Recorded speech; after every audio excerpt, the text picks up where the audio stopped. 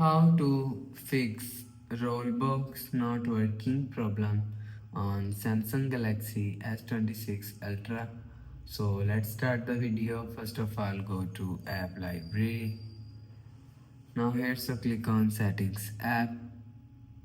Now in setting, scroll down and click on apps.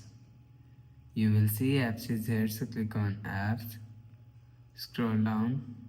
Scroll down and search Rollbox. So click on this search icon and search Rollbox.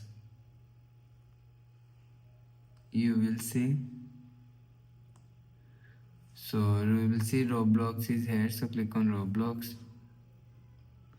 Scroll down and click on storage. So after click on storage, so click on clear cache and click on clear data. So after the process, you will see your problem is solved.